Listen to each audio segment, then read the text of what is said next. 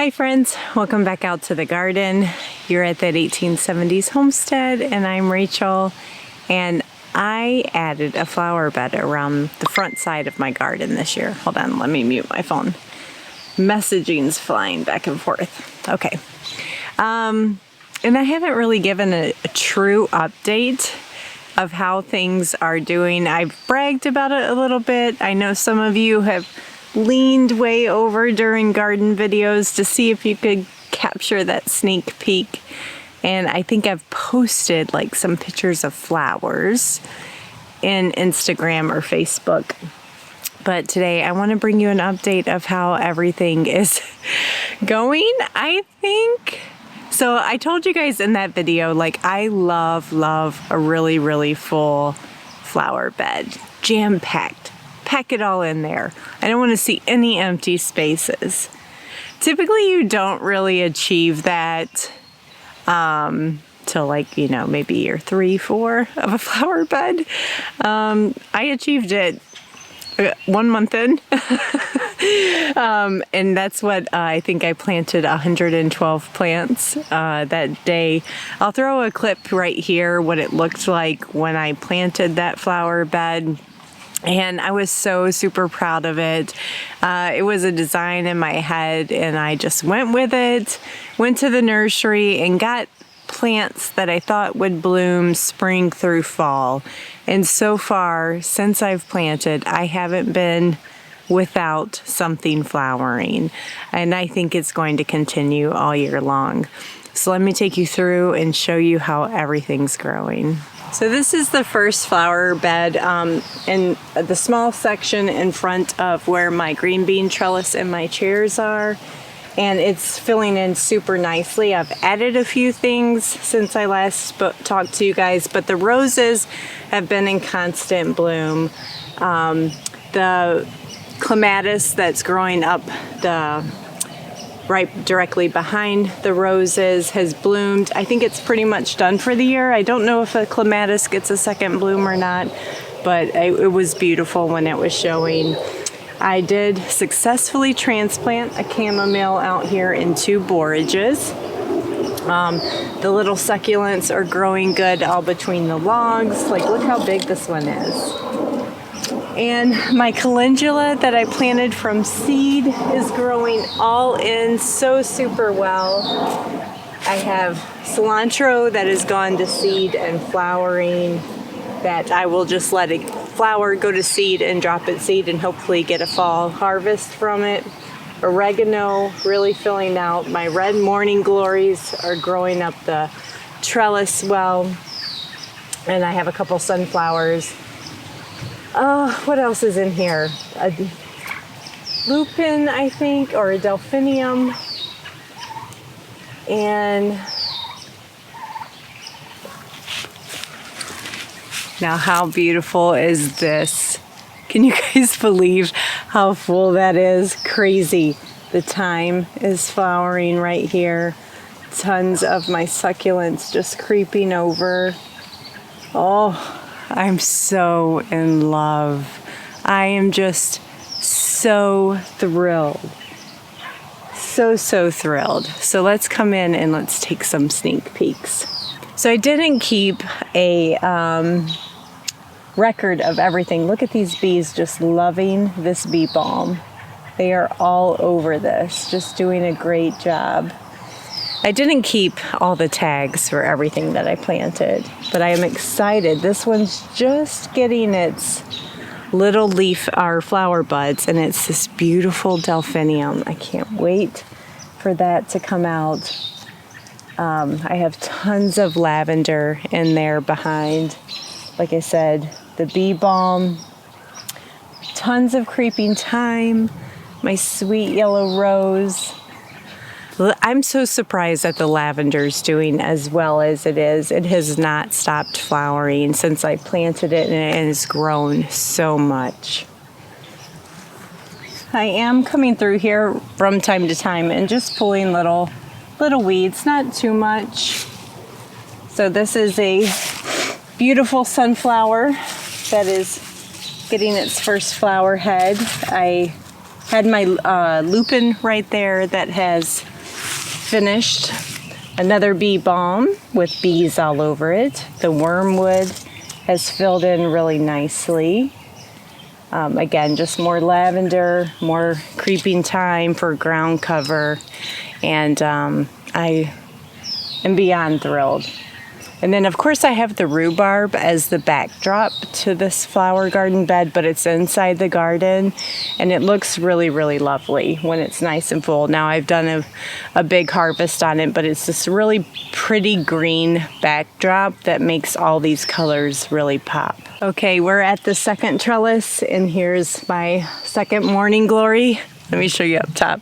It is all the way poking over the top of that trellis, and they are the prettiest cardinal colored morning glories.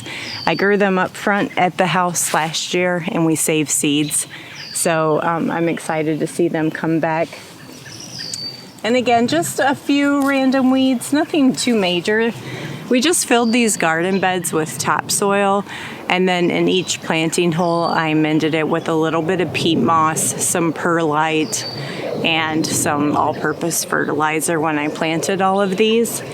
And I mean, look down here.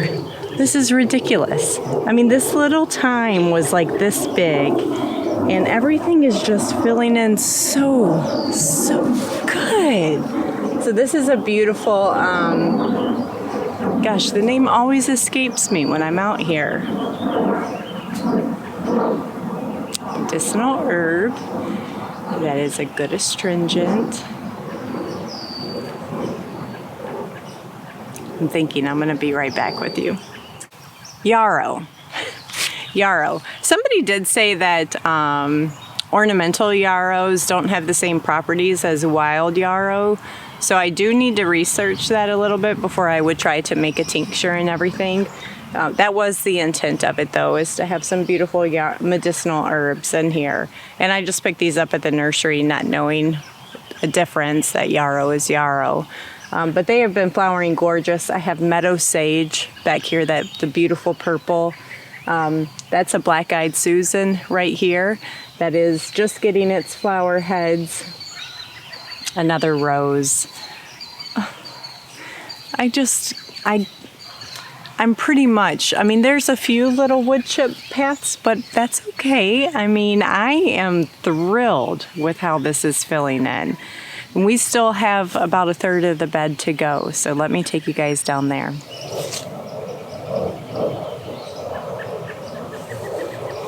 This here's another black-eyed Susan, sunflower, a lupin, another lavender, a different color of bee balm, more creeping thyme, more succulents.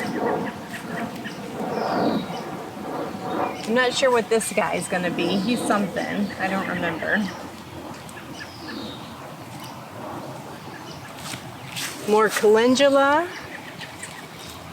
More lavender. He's going to be something. I don't remember what. Another yellow rose. More lavender. Another one of my beautiful calendulas. Love it, love it, love it. And I'm just, guys, I'm so happy with it. So I got a lot of feedback on it. You know, you're putting too much in there, but I probably am pushing the limits, but this is my dream. This is like heaven for me to just see this. So go overboard is my encouragement. Not everything's gonna make it. Now I haven't lost anything quite yet, but I know not everything is probably going to successfully overwinter the way that I want it to. So I might have to fill in a few spaces, but I'm gonna keep bringing you guys updates through the season as the colors change and things grow up. And keep peeking over the garden fence when I give you the garden tour updates, because you're gonna see it grow with me too through that lens. We have one more little spot to cover here at the end, and then that's gonna be my wrap up on my flower bed. Okay, we're at the end of the flower bed. I did get my horseradish planted here. I have some perennial sunflowers. I'm not quite sure what it's called. It's kind of like a bushy, I think it's like little small sunflower heads on it. It's native to Michigan. If I remember the name, oh, I think I have the tag. What is it called?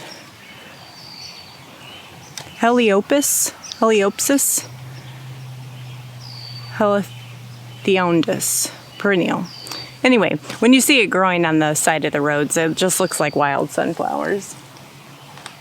And there is one small lupin still in there growing. Can you guys see that?